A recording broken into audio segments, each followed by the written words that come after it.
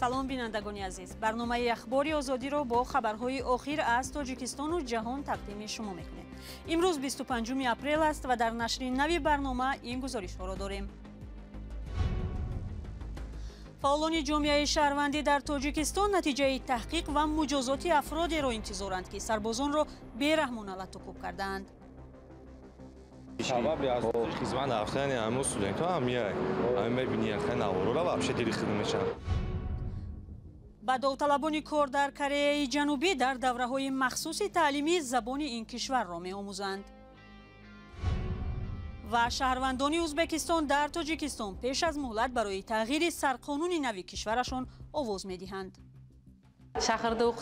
ман ба як савол дармодам ки оё бо қабули қонуни нав дигаргунӣ дар самти таҳсилу кор низ дида мешавад ё не? ба 5 сарбозе ки барои латукуби бераҳмонаӣ аскарон боздошт шуданд, аз 5 то 10 соли зиндон таҳдид мекунад. баъди нашри навор дар шабакаҳои иҷтимоӣ ҳазорон нафар муҷозоти омилони латукуби сарбозону хатми меҳтарсолорӣ ё дедавшинаро талаб карданд. дар пай додситонии кулли Тоҷикистон бо нашри изҳороте гуфт, ҳодиса 15 декабри соли гузашта дар қисми ҳарбии 0215 нирӯҳои марзбонии Кумитаи амнияти миллӣ рух дода, нисбати сарбозони гумонбар барои вайрон кардани қоидаҳои оинномавӣ парвандаи ҷиноӣ кушодаанд. аксар корбарони шабакаҳои иҷтимоӣ шурӯи таҳқиқи ҳодисаро хуш пазируфтанд. аммо додситони имрӯз изҳоротро аз саҳифааш бардошт ва ин суолу гумонҳоро дар бораи муҷозоти гумонбарон зиёд кард. ҷомеаи шаҳрвандӣ ва таҳлилгарон ҳоло чӣ интизорот доранд? гузориши Сарвинози Рӯҳулло ва Шаҳлои Абдулло дар ин бора аст. нашри навори латукуби сарбозон ҷомеаи Тоҷикистонро такон дод. танҳо дар пойгоҳҳои радиои озодӣ зиёда аз 20 000 нафар фикру андешаи худро нисбати воқеа баён доштанд. қисме аз онҳо ҷазои гунаҳгоронро дар мазҳари ом талаб карданд ва қисми ҳам решакан кардани меҳтарсолорӣ ё дедавшинаро дар қисмҳои ҳарбӣ. коршиносон ва ҷомеаи шаҳрвандӣ хоҳони пайгирии одилонаи парвандаи боздоштшудаҳо ва ҳам аз байн бурдани ин мушкил дар артиши Тоҷикистон шуданд. Саидҷафар Исмонзода, раиси ҳизби демократи Тоҷикистон, ки пас аз пахши ин видео дар шабакаҳои иҷтимоӣ вокуниш кард, мегӯяд чунин ҳодисаҳо ба обрӯи ҳукумат латма зада, боиси нобоварии ҷавонон ба назму тартиб ва адолат дар артиш мешавад. дар қисмҳои ҳарбӣ ҷой доштани ин ҳам боиси таассуф аст. ман фикр намекунам ки дар ҳама қисмҳои ҳарбӣ чунин масалан рафтор ба таври як анъана бошад. ҷомеаи шаҳрвандӣ нашри навори латукуби сарбозонро далели барҷаста будани бадрафторӣ дар қисмҳои ҳарбии Тоҷикистон медонанд. аммо ба беҳбуди вазъ пас аз расонаӣ шудани ин навор умед доранд. сандиовар аст ки аллакай ин сарбозон дастгир карда шуданд, аммо бояд командирон, афсароне ки дар он шабу рӯз дар навбат буданд дар қисми ҳарбӣ ва бояд ки ин муносибатҳоро пешгирӣ мекарданд, инчунин ба ҷавобгарӣ дахлдор кашида шаванд.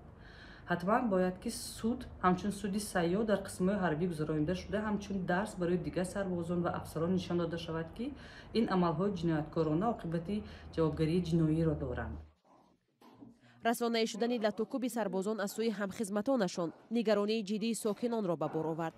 ҷавонон бовар доранд сабабҳои аслии саркашӣ аксар даъватшавандаҳо аз хизмат дар артиш ҳамин бадрафторӣ бо наваскарон аст.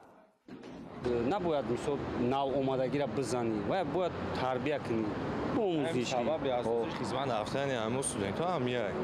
бо вуҷуди он ки додситони кул аз боздошт ва оғози парвандаи ҷиноӣ алайҳи сарбозони қонуншикан хабар дод, баъдан пок карда шудани ин изҳорот боис мегардад таҳлилгарон ба решакан шудани мушкил бовар накунанд. ҳар насли нави сарбозо дар қисмҳои низомӣ ба чунин латукубу шиканҷаву озор рӯбарӯ ҳастанд.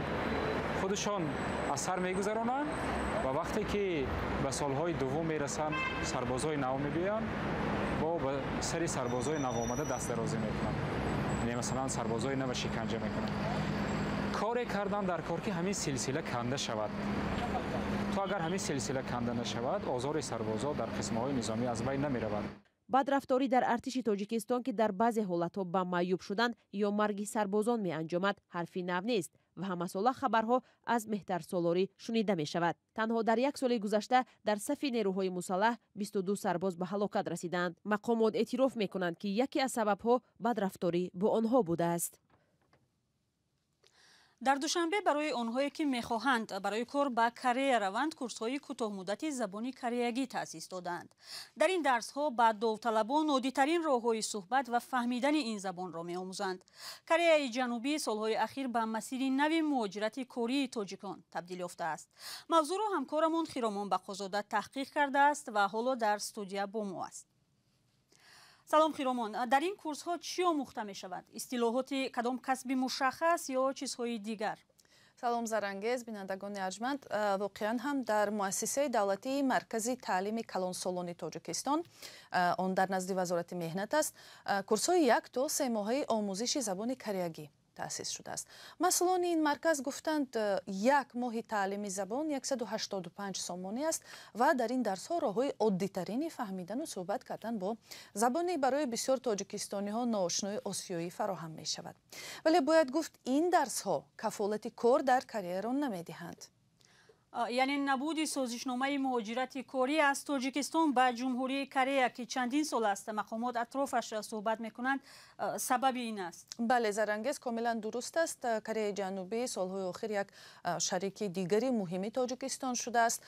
در دوشنبه هم امیدوارند که این کشور برای مهاجران کاری از تاجیکستان میتواند یک الترناتیو روسیه شود. ولی سازشنامه مهاجرت کاری به جمهوری کره هیچ نه امضا شود. یک مقام در حکومت تاجیکستان که این موضوع را از نزدیک می‌داند در صحبت با ما گفت که مسئله در کشالکاری مقامات کره بود و حالا این امیدواری هست که تا آخر سال جاری نهایت این قرارداد این سازشنامه امضا می شود. ولی کاری که تا امروز انجام شده است. اکتبر پارسال بار اول یک گروه 60 نفره مهاجران کاری از تاجیکستان برای 5 ماه سنجشی و برای کاری موسمی کشاورزی به کره رفتند. همین مقامی که با ما صحبت میکرد گفت شهروندان تاجیکستان رو 5 و 10 نفری در شرکت های گاوپروری، کشتزارها و هم چیدن علف های بحری بردند که میدونید غذای معروف مردم آسیا به حساب میرود. مثلا یک شرط مهم برای این شهروندان یا مهاجران کاری این بوده است که وقت کارگر به مهلت 5 ماه به جمهوری کره با ویزا وارد می شود باید در مهلت از روی ویزا تعیین شده از این کشور بیرون شود. بله، یعنی رعایت شرط‌های سازشنامه و هم قانون کشوری قبول کننده مهاجران همون گونه که روسیه یا دیگر دولت طلب میکند مهم است. تشکر همکارم خیرامان بقازاده بود. مفصل‌تر در این باره از سایت رادیوی آزادی بخوانید. برنامه را با گزارش‌های دیگر ادامه می‌دهیم. در ولایت سوغد تاجیکستان نمایندگان مقامات قانونگذاری ازبکستان رایپرسی پیش از مهلت را دایر کردند. قرار است 30 اپریل در سراسر ازبکستان برای تغییرات به قانون اساسی کشور همه‌پرسی دایر گردد. طرح نوی قانون راه را برای بار سوم پرزیدنت شدن شوکت میرزیویف باز می‌کند. شهروندان ازبکستان در تاجیکستان هم در این معرکه شرکت کردند. فرزان محمدی تفصیلات بیشتر دارد. بیشتر از یک هفته در نواحی شمال تاجیکستان معرکه رایپرسی تغییرات به قانون اساسی ازبکستان دایر می‌گردد و یک نقطه آوازدهی واقع در شهر خوجند است. آن شهروندان ازبکستان که در تاجیکستان به طرز دائمی یا موسمی اقامت دارند در این چاره‌بینی سیاسی اشتراک می‌نمایند. برای برگزاری همه‌پرسی کارمندان کمیسیون انتخاباتی از تاشکند و دیپلمات‌های سفارت ازبکستان در تاجیکستان آمدند. امروز این انتخابات پیش از مهلت در شهر خوجند و در شهر استروشن جریان دارد. روز 30 اپریل خودی در سفارت ازبکستان در شهر دوشنبه نیز انمون انتخابات رایپرسی برای قبول کردن تغییرات های نو به کنستیتوسیون ازبکستان تشکیل و گذرانده می شود. نیمه ماه مارت وکیلان سنات پالات بالای پارلمان ازبکستان طرح قانون را درباره کنستیتوسیون تصدیق کردند. این هفتمین بار است که قانون اساسی ازبکستان از زمان معرفی آن در سال 1992 به طور قابل توجه تغییر می‌کند. رسانه‌های دولتی آن کشور روز 15 مارت متن قانون مذکور را نشر کردند. بر اساس آن باید رایپرسی عمومی درباره طرح نوی کنستیتوسیون و یا قانون اساسی ازبکستان روز 30 اپریل صورت بگیرد. نادره بیگیم عوضقیزی دانشجوی سال سوم دانشگاه دولتی خوجند است و دیگرگونی در سمت تحصیل ازبکستان او را نگران کرده است. Endi bitta savol o'ylantiryaptiki, mana masalan men Tojikiston shahrida o'qisam, ман ба як савол дар модам ки оё бо қабули қонуни нав дигаргунӣ дар самти таҳсилу кор низ дида мешавад ё не. Масалан, ман 2 сол боз наметавонам ба донишгоҳҳои Узбекистон таҳсиламро интиқол гирам ва оё дипломи донишгоҳи Тоҷикистонро бигирам ҳам аз рӯи ихтисос бемонеа кору фаъолият карда метонам. мехоҳам дар ин самт каме бошад ҳам имкониятҳо фароҳам гардад. salgina bo'lsa ham imkoniyat yaratsam. پیشتر رسانه‌های ازبکستان نوشته بودند که به کنستیتوسیه 27 ماده نو داخل کرده شده تعداد ماده ها از 128 به 155 رسیده است. ماده 106 تحریر نوی کنستیتوسی ازبکستان مهلت دوره پرزیدنتی را از 5 به 7 سال دراز کرده است. به باور تحلیلگران کنستیتوسی آینده منطق خودکامگی دارد. در صورت قبول آن شوکت میرزیایف که دوره دوم ریاست جمهوری او ادامه دارد حق پیدا میکند بار سوم در انتخابات پرزیدنتی شرکت ورزد. بر اساس قانون اساسی فعلی این حق را ندارد. در تاجیکستان نیز به این موضوع نظرها یک رنگ نیست.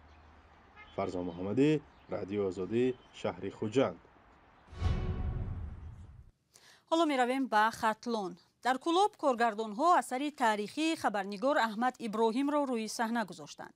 این اثر درباره مقابلیت مردم باختر و کارنمایی‌های جنگاور کتن و همراهانش علیه اسکندر مقدونی است و در آن حادثه‌های نقل می‌شود که 2350 سال پیش رخ داده است. محمود جان رحمتزاده به تماشای این نمایشنامه رفت و گزارش او را همراه می‌بینیم. این کودکان منتظر آغاز نمایشنامه تئاتری کتن هستند. نمایشنامه‌ای که از روی اثر تاریخی روزنامه‌نگار احمد ابراهیم به صحنه گذاشته است. نخست نمایش آن در تئاتر سیدعلی ولیزاده شهر کلوب برگزار گشت. تاریخ‌نگاران میگویند که این گونه نمایشنامه‌های تاریخی باید بیشتر روی صحنه آورده شود. از یک کشور همسایه ما درباره اسپیتامل یک فیلمی تصویری ایجاد کردن و اسپیتامل را عملیات خود شمردن و اگر ما همین گونه خاموش بشینیم شاید این اقدام نامطلوب ادامه بیابد. هنرمندان تئاتر سیدعلی ولیزاده در این صحنه 3 ماه زیاد تمرین کرده اند. کارگردان تهیه فیلم از روی این اثر را تاثیرگذارتر می‌داند. او به این نظر است که همه جزئیات اثر در نمایشنامه تئاتری بازگو نشده است. قانون‌های تئاتر راست بیاید، اگر قانون‌های تئاتر رعایت کرده شود اثر تاریخی را روی صحنه مانده توانسته شود، این خوب است. ولی البته برای کینو، برای سینما این موافق‌تر است. فرض کنیم همین اثر کتن احمد ابراهیم بسیار برای کینو موافق است. با وجود اعلان پی در پی تئاتر پر از تماشابین نبود. خود بینندگان این نمایشنامه هم اقرار شدند که طی چند سال اخیر بار اول به تئاتر می آیند. وقتی نمایشنامه تئاتری را اعلان میکنند اولا باید ترغیبش بسیارتر باشد در همه گوشه و کنارها و برای مجبوری به تئاتر جلب کردن این نادرست است. من فکر میکنم همچون یک جوان کتن و وستن 2 قهرمان اثر در سرزمین باختر قدیم با اسکندر مقدونی مقابلت کرده اند. سرزمین باختر قدیم قسمت از تاجیکستان امروزه بوده است. با گفته مؤلف اثر این حادثه ها 2350 سال پیش رخ داده است. احمد ابراهیم در اثرش با تکیه به سرچشمه های تاریخی از قهرمانی های کتن نقل کرده است. خلاصه آن را هنرمندان تئاتر سیدعلی ولیزاده روی صحنه گذاشتند. محمود جان رحمتزاده، آزادی، از تئاتر سیدعلی ولیزاده شهر کلوب. با سپاس به شما بینندگان عزیز، اخبار آزادی را اینجا به پایان میبریم. ولی خبر و گزارش های نوترین در وبسایت و صفحه های رادیوی آزادی در فیسبوک و اینستاگرام، توییتر و تلگرام و تیک تاک و ادناکلاسنیکی گذاشته می شوند. اگر شما هم خبر و گفتنی دارید می توانید به ما نویسید. تا ملاقات بعدی، خدا نگهدار شما.